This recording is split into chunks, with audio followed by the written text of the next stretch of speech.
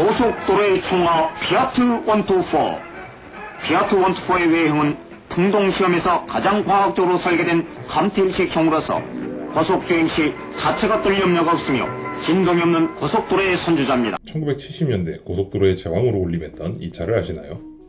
이 차는 아시아자동차가 생산한 피아트 124입니다. 국내 자동차 산업의 진흥이 본격화되고 있었던 1970년대 등장한 이 차의 원판은 120년이 넘는 역사를 자랑하는 이탈리아 제1의 자동차 기업 피아트에서 만들어진 걸작 소형차입니다. 이번 시간에는 아시아자동차를 통해 국내에서 만날 수 있었던 특별했던 차 피아트 124를 만나봅니다. 피아트 124는 피아트의 창업주 지오반니 아넬리의 철학이 고스란히 녹아있는 모델입니다. 그는 자동차는 결코 부자들의 전유물이거나 레이스만을 위한 존재가 되어서는 안 된다며 대중을 위한 저렴하면서도 우수한 성능을 내는 자동차를 만들어야 한다는 철학을 관철해왔습니다.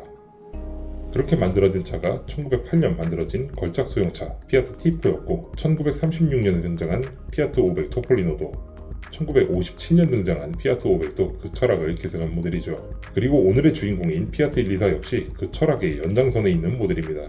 피아트 124는 1966년에 유럽에서 처음 선보였습니다. 피아트 124는 세련된 디자인과 우수한 성능, 뛰어난 실용성, 그리고 저렴한 가격으로 본국인 이탈리아를 비롯한 유럽 전역에서 폭발적인 인기를 누렸습니다. 그리고 그 인기만큼이나 파생 모델도 많았는데요.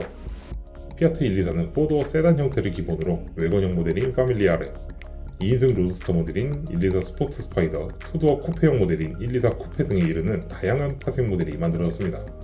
그 중에서도 피아트 124 스포트 스파이더는 일본 마스터와의 기술 제휴를 통해 마스터 MX5의 플랫폼을 바탕으로 부활하기도 했습니다. 피아트 124의 인기는 유럽을 넘어 전 지구적으로 확산되었는데요. 피아트 124는 이탈리아 본토는 물론 인도, 스페인, 튀르키예 등 여러 나라에서 라이센스 생산이 이루어졌습니다. 심지어는 살벌한 냉전의 시기에 공산권을 이끌던 소련에서도 라이센스 생산이 이루어졌습니다. 그리고 소련에서 생산된 피아트 124는 라다 쥐글리라는 이름을 달고 유럽으로 역수출되기도 했죠.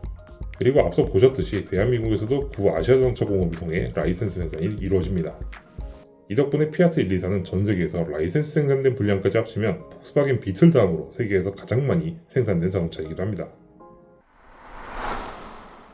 아시아자동차의 피아트 124는 가장 기본이 되는 세단형만 생산되었습니다.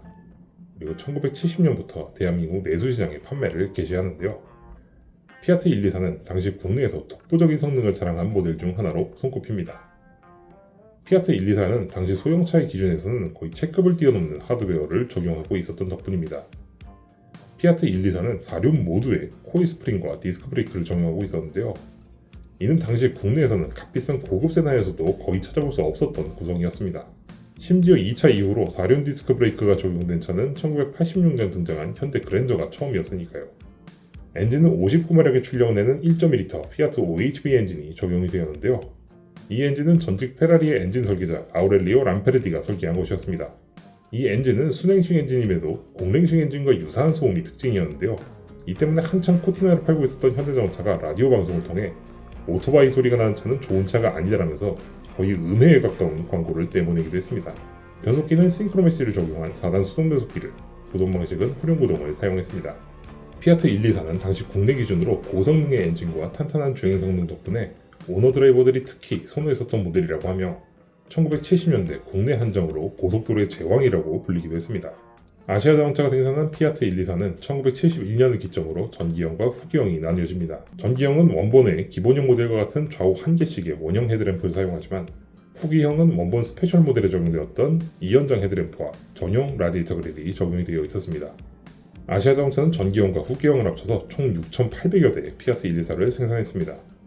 그리고 아시아자동차는 피아트 124를 통해 신진자동차, 현대자동차와 어깨가 나란히 하는 대한민국 자동차 시장의 3강까지 올라서게 되죠. 하지만 이러한 시간은 그리 오래가진 못했습니다. 1974년 피아트가 아시아자동차와의 라이센스 계약을 갑자기 중단했기 때문이죠. 이 이후로 아시아자동차는 승용차 부문에서 손을 떼고 트럭과 버스 등 대형 상용차 중심으로 회사를 재편하게 됩니다. 하지만 아시아자동차는 기아산업에 인수되고 나서 또다시 피아트의 라이센스 계약을 체결하게 되는데요. 이를 통해서 생산되었던 모델이 바로 피아트 132였습니다. 다음 시간에는 우리나라 이외에 다른 곳으로도 뻗어나갔던 다양한 피아트 124의 이야기를 전해드리겠습니다.